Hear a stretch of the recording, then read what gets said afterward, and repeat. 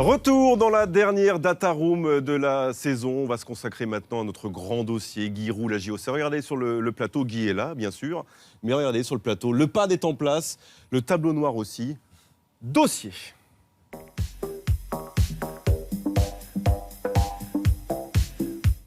Alors, on va commencer au pad, d'abord, David, avec vous. Au pad où, regardez bien, franchement, soyez attentifs, Guy, parce que vous allez avoir des chiffres sur l'AJA et sur votre carrière. Je suis sûr qu'il y en a quelques-uns que vous ne connaissez même pas. Des chiffres hallucinants, David.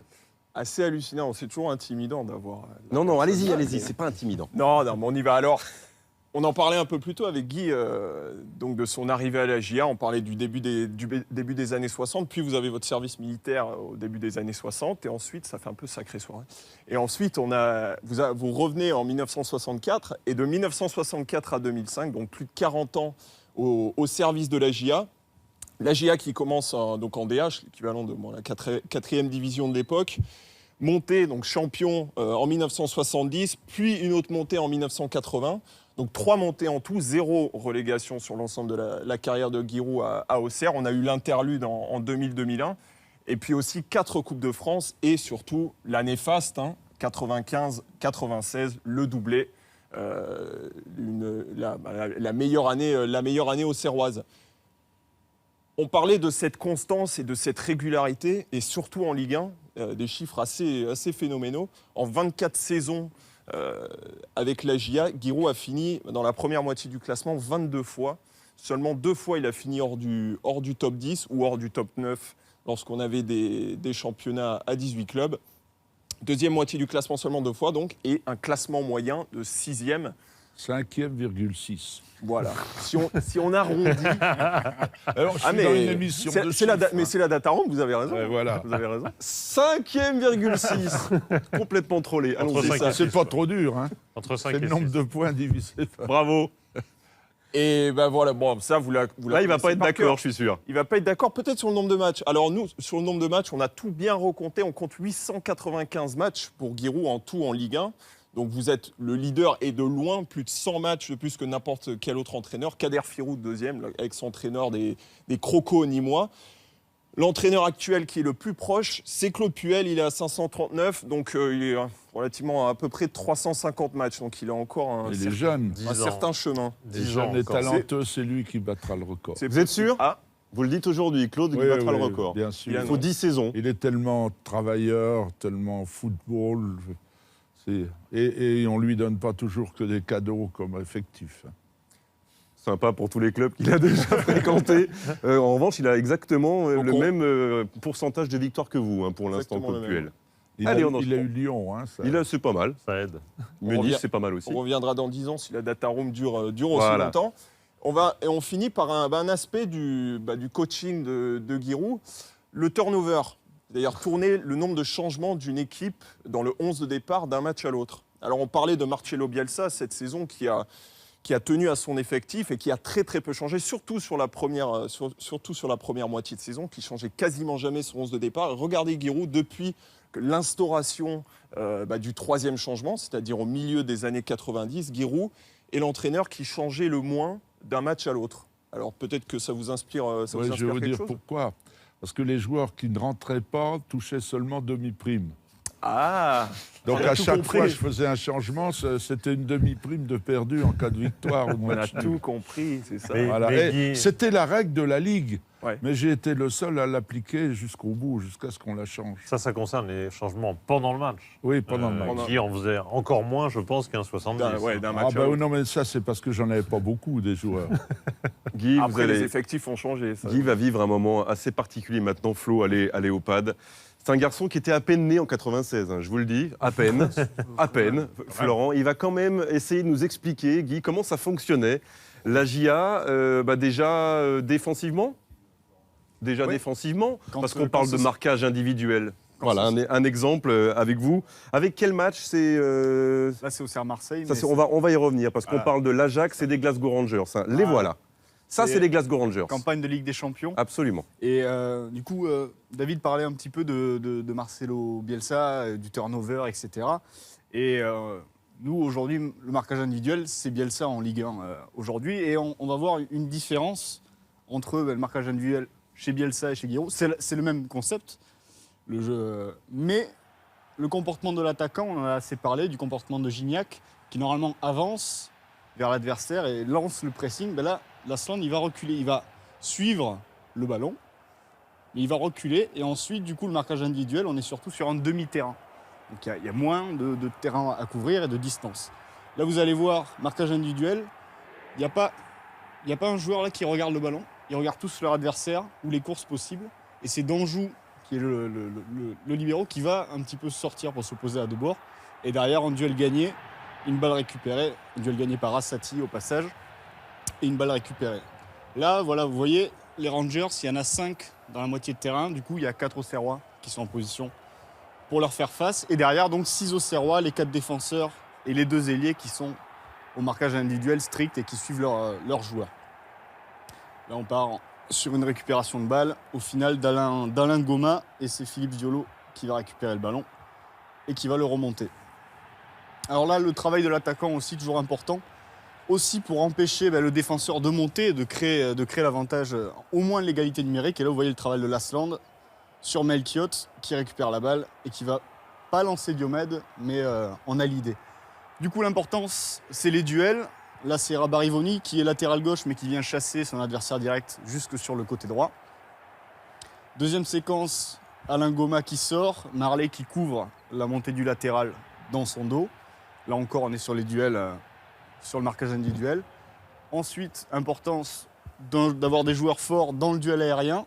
Vous allez le voir ici avec France Sylvestre, qui coupe la trajectoire. Et derrière, la récupération sur le deuxième ballon, qui est aussi un facteur très important. Quand vous avez un défenseur qui joue un duel, s'il gagne le duel, mais que c'est un tacle ou qu'il ne peut pas ensuite récupérer le ballon, c'est important d'avoir des milieux qui sont très mobiles pour venir justement gratter ce ballon et permettre la récupération.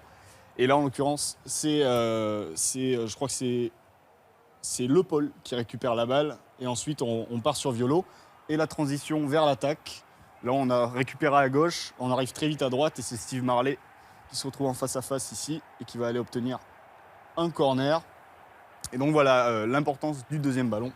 Vous aviez besoin, Guy, à chaque fois de rappeler à vos joueurs ce qu'ils avaient à faire dans le système défensif, l'individuel, quel était l'adversaire. Vous le rappeliez à la causerie à chacun de vos joueurs. Tous les jours. Tous les jours. Et dans les jeux, il y avait beaucoup de jeux avec application du marquage individuel. Par exemple, un tournoi de jeu à 4 sur 35 mètres avec des vrais buts. Autrement dit, les joueurs sont constamment à moins de 16 mètres en situation de marquer sur tir. C'était ça l'objectif du jeu. Mais avant, je prenais l'équipe, par exemple, des Bleus, et Cuperli prenait l'équipe des Rouges, et je disais à chaque Bleu, tu marques celui-là, sans que les autres le sachent. Et les autres, ne le sachant pas, désignaient aussi. Donc, à la perte du ballon, il fallait qu'ils trouvent très vite leurs joueurs et qu'ils se remettent dessus. C'était l'un des exercices. Et pour le dispositif, je faisais, Elibop aussi le faisait, du 11 contre 1. Il disait ce qui est embêtant, c'est quand celui qui est tout seul a gagné. Et je mettais 2 gardiens de but et l'équipe en position de remonter le ballon sans permutation, avec permutation, et puis terminer par un tir. Alors quand il tirait au-dessus, je disais toujours 0-0. Et on tournait et on attaquait l'autre but. Enfin, il y avait plein de jeux et d'exercices, d'applications. Maintenant, je vais vous donner la définition du marquage. Ah, on enregistre à la maison. Je vais prendre M. Doucet, parce que je vais le marquer de près, parce qu'il est plus grand que moi. Non, bon. C'est l'haleine sur la nuque. Ah il doit sentir mon haleine sur la nuque, et puis là, les pointes des pieds sur les talons. Dès qu'il ne sent plus l'haleine sur la nuque, c'est qu'il est démarqué. Et est-ce que vous avez retrouvé des choses de votre marquage individuel chez Bielsa, par exemple? On parlait du travail de l'attaquant qui va chercher la différence de l'Asland. Vous, c'était plutôt sur un demi-terrain, ce marquage individuel. Oui. Vous n'alliez pas chercher les défenseurs ou la relance adverse? Non. Le Canal m'a beaucoup appris. Le jour où Canal a sorti la ligne de récupération et l'a publiée, alors j'ai dit à mes joueurs, n'écoutez surtout pas, parce que ça a l'air d'être formidable de récupérer haut. Nous, quand on récupère au-delà des 30 mètres, on n'a plus le grand espace pour faire courir nos avants qui sont les plus rapides du championnat. On va être sur leur dos, et là, il faut faire un autre football. Mais notre grande force de contre-attaque sur 50 mètres ou 40 mètres, eh bien, il faut qu'on soit très bas. Donc, à partir du milieu du terrain, là, c'était individuel strict, et vous avez vu Rabarivoni traverser le terrain avec son joueur. Pour vous imaginer ça, Taribo West marquait Rai, toujours, et Rai m'a dit, si je n'avais pas été un professionnel exemplaire, je n'aurais jamais joué contre Auxerre. Le pauvre Rai avec Taribo West. Allez, on continue avec Justement, vous. la défense qui se transforme en attaque, on va le voir ici. Alors là, c'est encore une séquence, deuxième ballon, récupération de Sati. Et là, ça aurait pu enchaîner, et finalement, l'Asland est un peu court. Mais on va le voir ici, sur cette séquence-là, où là, il y a le duel gagné justement par Taribo West. Moussa Saïb qui va récupérer le deuxième ballon. Et derrière, ça va aller très vite avec l'appel de Steve Marley. Vous voyez Marley sur l'aile, Lasland dans l'axe. Et Marley qui va, et Guy parlait des ailiers les plus rapides du championnat. Là, il met une belle accélération et finalement, il va buter sur Van der Sar. Mais voilà, c'est l'esprit. Et là, on va terminer juste avec quelques dangers pour le marquage individuel parfois. C'est que ça nécessitait, Guy en parlait, de la laine sur la nuque. La laine de Taribo sur Overmars. Exactement. Et là, vous voyez, sur une remise en jeu, il est un peu en retard. Il est un peu en retard sur cette action. Et du coup, il va être en retard à l'arrivée parce qu'Overmars, c'est quand même assez rapide. Et il centre assez vite. Et un autre avantage, un autre danger de l'individuel, c'est d'être pris ensuite dans le dos, ici. Mais lorsque vous jouez assez bas, comme le faisait Auxerre, il n'y avait pas beaucoup non plus de profondeur pour les adversaires. Et là, pour le coup, il y a un centre dangereux, mais il y a quand même beaucoup de monde côté AGIA pour sortir la balle et ensuite dégager. Alors ça, c'était le plan défensif, le fameux retour à l'individuel. On va voir comment ça se passait offensivement. On se souvient historiquement du rôle des ailiers. On l'a déjà évoqué, le rôle de ces ailiers. Ça jouait comment? On se souvient aussi de la contre-attaque. Voilà, la contre-attaque. Dans les gènes de l'AGIA. Match face à Marseille, à la mi-temps, Auxerre mène déjà 1-0 avec un but de Christophe Coquard. On est en saison 90-91. Et là, on va voir tout ce qu'on vient de voir, tout simplement, appliqué en 5 minutes. Marseille explose totalement. Là, vous voyez 3 joueurs, parce que les Marseillais sont à 4 derrière. Et derrière, vous voyez le marquage individuel. Enfin, il reste 4 Marseillais derrière, sur cette action-là. Et là, vous voyez Boli qui joue latéral droit sur ce match. Donc voilà, ces joueurs-là servent à cadrer le porteur de balle, à rester à proximité. Ensuite, on se replie parce que Marseille va avancer. Et là, vous allez avoir Guerreiro qui va sortir, parce qu'à la base, il est au marquage de Waddle. Il va ressortir et ça va mettre une petite pression sur Tigana, qui va faire une passe. Récupération d'Alain Roche. Et là, par contre, ça part très vite. Roche laisse la balle à Dutuel. Il y a 9 Marseillais dans le camp adverse. Il n'y a plus que Manuel Amoros qui est tout seul derrière. Derrière, Vairua qui dépose Boli sur le démarrage. Et là, vous allez voir qui termine l'action. C'est Alain Roche, qui est à la récupération au départ, qui termine et qui bat Pascal Olmeta. Et qui du coup donne 2 buts d'avance à l'OM. Et là, on est juste à peine quelques minutes plus tard. Là, vous voyez Chifo face à Pardo. Derrière, les marquages qui sont tous en place. Et là, ça va partir. Chifo qui contre. Et du coup, après, c'est un 2 contre 3. Et sur ce match-là, c'était quand même aussi la qualité d'Enzo Chifo qui a fait un joli festival sur le début de la deuxième mi-temps. Là, il donne la balle à Kovacs qui prend le dessus. Là, l'arbitre siffle une faute. Je suis pas sûr que Giroud aurait été d'accord sur la faute. Non, je pense qu'à ce moment-là, vous vous êtes levé. Il n'y avait pas faute de Je Kovacs. suis toujours pas d'accord. Là, vous voyez, un 4 contre 4, le marquage individuel qui laisse un joueur toujours libre en couverture. On l'a vu tout au long de la saison avec Marseille, on le voit avec Auxerre aujourd'hui. Là, vous allez voir une récupération dans les duels, la laine sur la nuque, c'est Guerreiro, je crois, ou Mazzolini, pardon. Enzo Chifo, qui fait une différence et qui derrière élimine les 4 joueurs, les 4 Marseillais qui combinaient sont éliminés. Et derrière, ça part très vite. Il lance Kovacs en profondeur. Vous voyez, à l'opposé, Coquard qui fait l'appel. Mais finalement, ça va être un corner. Et sur ce corner-là, ça fait 3-0. Avec une tête justement d'Enzo Chifo au deuxième poteau. Et enfin, la dernière action. Vous voyez à nouveau les marquages individuels. Et là, c'est Daniel Dutuel qui va aller au pressing sur son adversaire direct et qui va récupérer la balle. Et derrière, c'est Manuel Amoros, je crois d'ailleurs, qui la perd sur cette action. Et qui va ensuite servir Kovacs, qui va inscrire le 4e but et infliger peut-être à l'OM sa plus lourde défaite de la saison. C'est l'OM champion cette année-là. C'est l'OM qui avait jamais perdu 4-0. Guy, je vous demande de vous lever. et d'aller au tableau noir. Ça ne sera pas le pad, ce sera le tableau noir. On a reconfiguré les équipes et les 11 face aux 11 de cette victoire 4-0. Donc les Marseillais sont en rouge, vos Auxerrois sont en blanc. Vous leur dites quoi à vos hommes dans le vestiaire avant ce match finalement gagné 4-0 ? J'avais une raison particulière de battre Marseille ce jour-là, c'était Beckenbauer, parce que dans l'hiver précédent, je l'avais emmené au Parc des Princes à un match international. Je l'avais payé à manger, je l'avais ramené à l'hôtel. Et avant ce match-là, on lui a dit « Giroud, vous connaissez ?» Il dit « Jamais entendu parler. » Ça motive. Ah oui, alors nous étions ouverts plutôt au blanc parce qu'il y avait de la neige dans le Morvan. Et mes joueurs étaient vraiment au maximum. Catalano, qui n'y avait pas plus gentil, et Martini, qui étaient deux copains. On a commencé aux boules de neige, ils ont failli finir sans les boules de neige. Donc ils étaient remontés avant l'arrivée de l'OM. Remontés à bloc pour gagner. Bon, là, il y a une équipe, c'est pas possible que Goethals l'ait faite, ça doit être quelqu'un d'autre. Beckenbauer. C'est Beckenbauer, et c'est même son dernier match. Et oui. Voilà, alors vous l'avez 3-5-2, j'en ai rencontré, c'est Dortmund qui le jouait le mieux. Il le jouait à merveille avec Hirschfeld. Mais là, je ne pensais pas qu'ils allaient faire une équipe comme ça. Je l'ai découverte. Je n'avais jamais pensé qu'ils mettraient Basile Boli, ailier droit. C'était pour neutraliser Pascal Weyrua, son grand copain, mais il n'a pas trop neutralisé. On a vu que ça n'a pas trop marché sur les images d'avant. Et puis Dimeco, c'est moins surprenant qu'il soit arrière-gauche. C'était l'un des meilleurs arrière-gauche français. Bon, il y avait aussi que des bons joueurs. Hein. Mais ça nous a un peu gênés, hein, je reconnais, d'aller chercher des joueurs. Mais ça s'est arrangé très vite. Et puis on a joué notre jeu, comme vous voyez.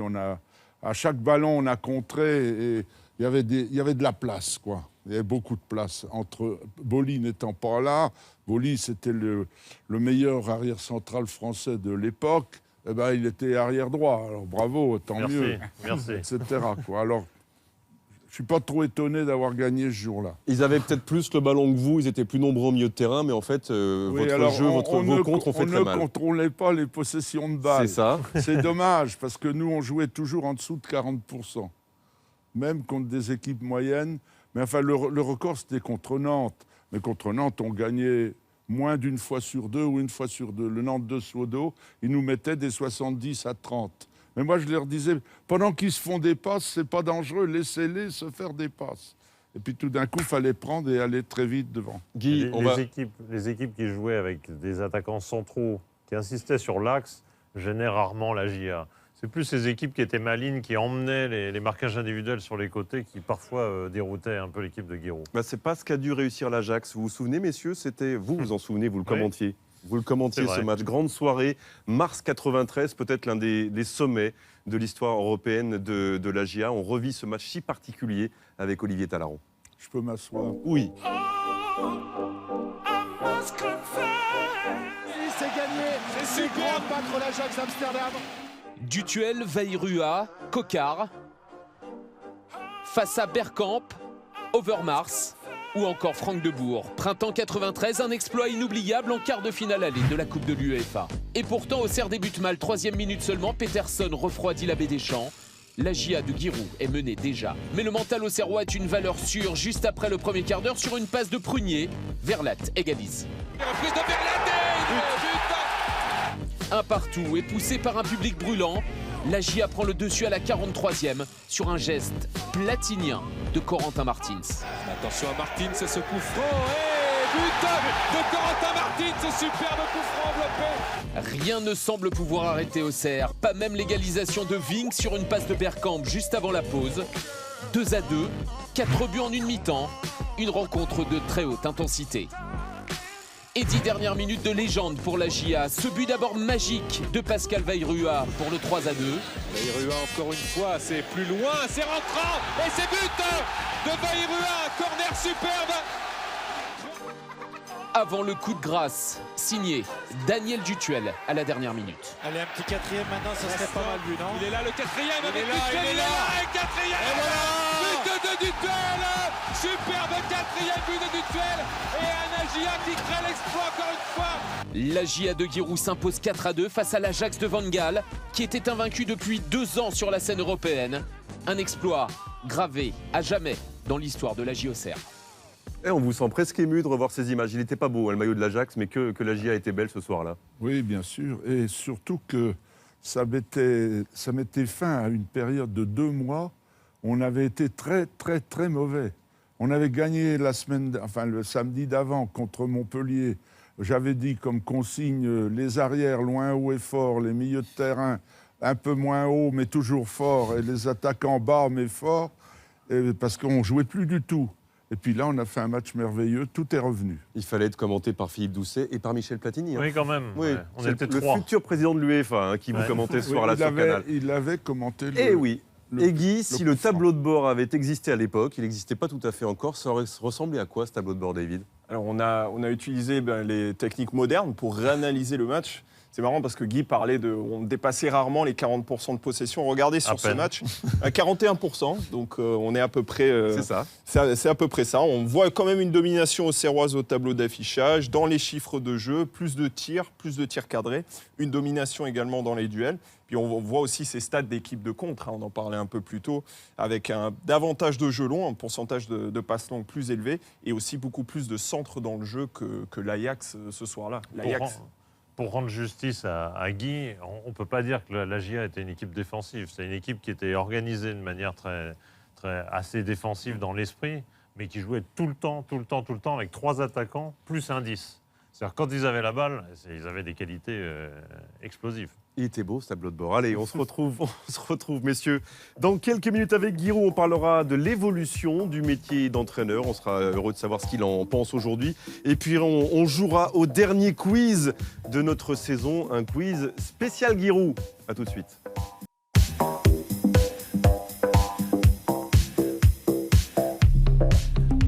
Datarome, dernière partie, on évoque maintenant un métier que Giroud a exercé 895 fois sur un banc de Ligue 1. Focus.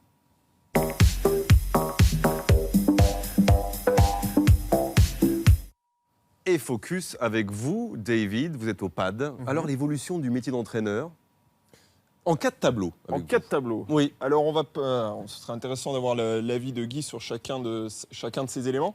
Alors, on va commencer d'abord par le chassé-croisé des entraîneurs. On sort d'une saison, il y a finalement eu très peu de changements sur les bancs de Ligue 1, seulement 3 changements. Regardez, là, je vous ai répertorié les changements d'entraîneurs sur les 5 dernières saisons, sur les différents championnats européens. Et regardez en Ligue 1, c'est très bas. On a eu un pic à 6 en 2011-2012, mais sinon, c'est 5 ou moins par saison. On est très loin du chassé-croisé italien en Serie A, là, par exemple. Guy, on dit que la Ligue 1 vire ses entraîneurs. Vous avez vu l'Italie par rapport à la Ligue 1? Finalement, en Ligue 1, on ne vire pas les entraîneurs, ou moins qu'ailleurs. En France, c'est parce qu'il n'y a plus d'argent pour payer les indemnités.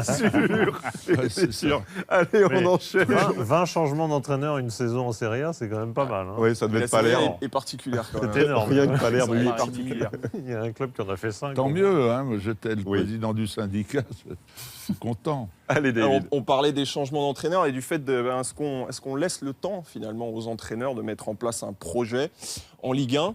Regardez, là, je vous ai compilé depuis les années 50 décennie par décennie, le temps en mois, le mandat moyen d'un entraîneur de Ligue 1. Et regardez cette saison, on en est à 26 mois, donc un peu plus de 2 ans. Et finalement, ça a très peu changé depuis les années 70. C'est même plus que durant les années 70. On est loin des 34 et 39 mois des années 50-60, quand vous aviez débuté, Guy, même si ce n'était pas encore en Ligue 1. Mais on donne quand même un peu de temps à nos entraîneurs. On donnait, on n'en donne plus. Non mais, on dit, les entraîneurs, ils ne vont pas voir les matchs de moins de 19 ans. Évidemment, quand les 19 ans seront en état de jouer, ils auront déjà fait 3 autres clubs. Alors, on peut parler du Giroud actuel, finalement. Le Arsène Wenger, là, je vous ai compilé les plus longs mandats actuels dans les 5 grands championnats. Il est loin devant, quand même, Arsène, qui est à Arsenal depuis quasiment 19 ans. Alors, ce qui est intéressant, c'est que le top 5 dans les 5 grands championnats sont français. Wenger, Galtier et Gourvenec. Gourvenec, il vient de passer sa cinquième année à Guingamp, devant Mandorlini et Favre. Bon, on n'est pas au niveau des 40 ans de Guy, mais on est pas mal au niveau de Wenger.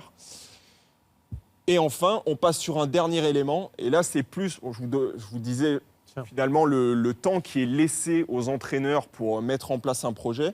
Là, c'est plus l'âge moyen de la prise de fonction en Ligue 1.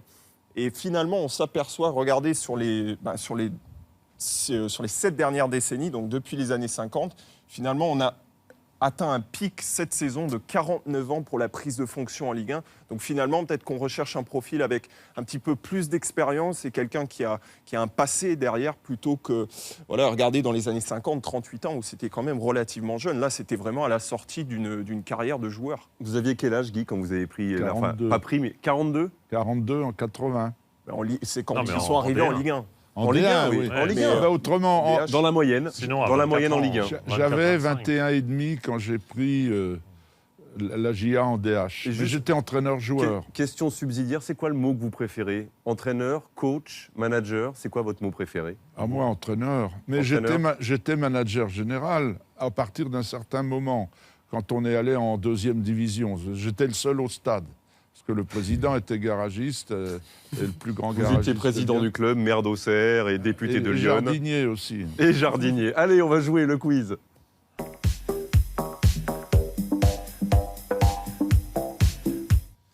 Et c'est un quiz spécial Giroud, évidemment, cette semaine. Messieurs, c'est parti la réponse, comme chaque semaine avec David. Première question, combien d'entraîneurs ont évolué en Ligue 1 de 1980 à 2007, l'année de début et de fin de Giroud dans l'élite? Combien d'entraîneurs dans ce laps de temps?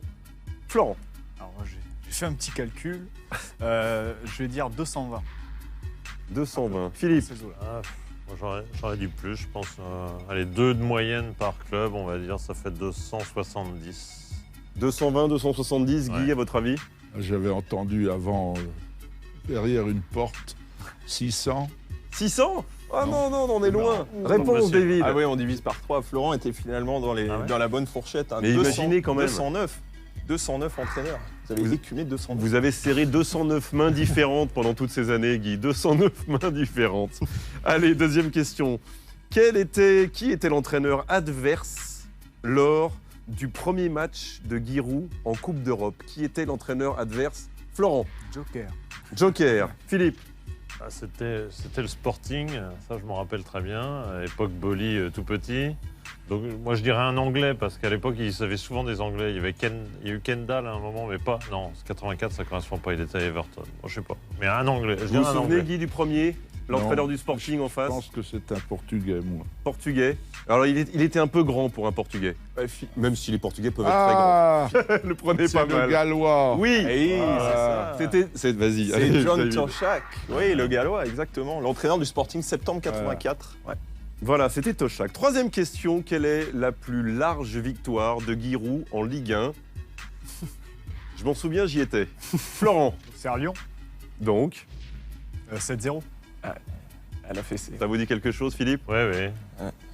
Et en plus, c'était pas en fin de saison, c'était un Oui, vrai il fait froid. 7-0. Oh, je commentais ce match, il faisait froid, c'était horrible. Vous vous souvenez, Guy, de votre plus large victoire en Ligue 1? Oui, absolument. Le roi du terrain avait été Saïb et la victime, Guy Stéphane. Guy Stéphane viré. Hein. Mais Absolument.